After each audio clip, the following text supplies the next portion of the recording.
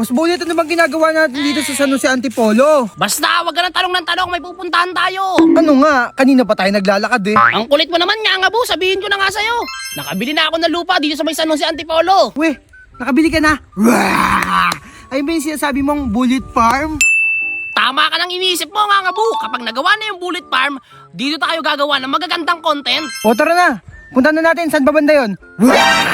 Sariwang hangin talaga ang malalanghap mo kapag nasa probinsya ka, mga pare ko yan, no? At iba't ibang uri pa ng mga hayop pag makikita mo. Tulad ng baka, kalabaw, kabayo, baboy, bibe, manok, at cute na orangutan. At ito nga pala yung nabili kong lupa, mga pare ko. Grabe, sobrang haba at napakalawak, mga pare ko. 541 square meter. Tapos yung kubo, mga pare ko, pagagandahin na lang namin. At ang malupit pa rito, mga pare ko, tabing sapa lang siya. At syempre, mga pare ko, hindi ko na ito patatagalin pa. Palilinis ko na kaagad, mga pare ko, para mas makita nyo kung gaano kalawak at kahaba yung nabili kong lupa dito sa may San Jose Antipolo. Matutupad na naman yung isa sa mga pangarap ko, mga pare ko, na magkaroon ng isang farm. Bali, ang gagawin ko nga pala niya, mga pare ko, matutulog muna ako sa duyan, mga pare ko, para pagising ko malinis na.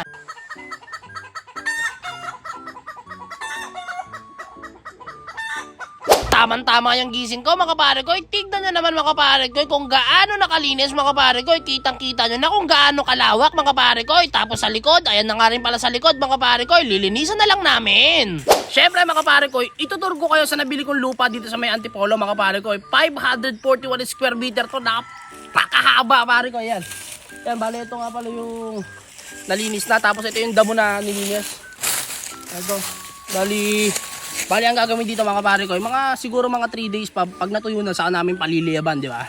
Tapos ayan, ito yung kubo. Ayan, no. Grabe to, mga pare ko, kapag nabuo yung dream ko rito, yung bullet farm, ay, mag-aalaga ako dito ng biik. Mga baboy, 45 days, pato, itik, lahat, pare ko, tapos magtatanim-tanim ako dito, tapos dito ako magluluto-luto. Ay, probinsya vibes talaga, mga pare ko. Tapos ayan, no. Ito yung kubo, kasama na rin sa kubo, pero kapag nakabili na ako ng bagong kubo, gigibain na natin yan, mga pare ko. Bali, ang gagawin ko muna kasi rito, unang plano ko rito, babakudan. Pagka nabakudan, medyo ipapatag namin yung lupa, tapos doon na kami gagawa ng mga bagong kubo. Tapos ito, gigibain, tapos doon ako bibili ng mga pangalaga natin para mabuo ang bullet farm, yun, no? Ayan, tignan nyo naman, ang lawak, oh. Oh, di ba? Sobrang lawak, mga pare ko. So ayan, mga pare ko, bali nandito ako sa likod ng kubo, mga pare ko. Tignan nyo kung gaano kalawak. Ito nga pala yung isa pang poste, mga pare ko. Bali hanggang dito yung nabili kong lupa, mga pare ko. Dito sa may San Jose Antipolo, mga pare ko. Ito, ganito sa kalawak, baba ganon. Papunta yan doon sa may bahay, tapos dito dito pa yung isang poste. Dito pa yun. Bali isang ganyan pa pa yun, oh. Yan, ito, nasakop ko rin yan, mga pare ko. At dito, halika rito. Dito yung isang mohon. Dito naman yung isa, dito ba yan? Oh, dito yung isang Tapos papaganto siya, mga pare ko, ayan, oh. Ayan. Kaya papaganto siya, tapos merong sapa yan, oh, may sapa doon, yan doon. Pagka tag-ulan, pare ko, medyo mataas yan, medyo maganda diyan. Pero maganda rin naman siya, sobrang clear water niya, mga pare ko. Tignan niyo, ayan, oh. Ayan, diyan ka lang, pakita mo ako. Ayan, oh.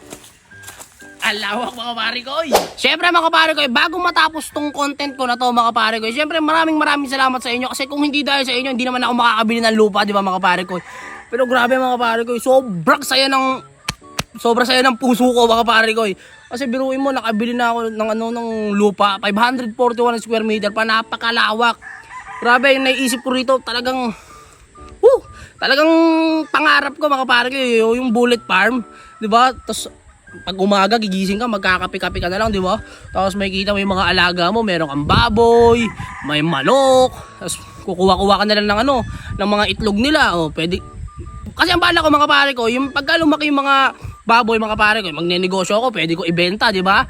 Tapos yung mga manok, pag lumaki, pwede ko rin ibenta mga 45 days, di ba? Tapos kukuha-kuha na lang ako ng mga ng itlog, di ba? Kuha-kuha na lang, ani lang ng ani, tapos pipitas-pitas ka na lang kapag may kailangan ka, kunyari sile, okra, talong, mga ganyan, mga pare ko, di ba? Pechay, di ba? Salamat, mga pare ko, ya. Maraming salamat, mga pare ko, kasi hindi ko masabi ang nararamdaman ko, mga pare ko, pero sobrang saya ko, mga pare ko, ya.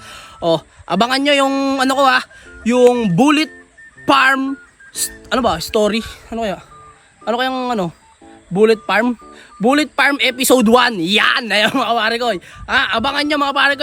I-update ko kayo kung paano pagandahin ng aking munting lupain. Yun o.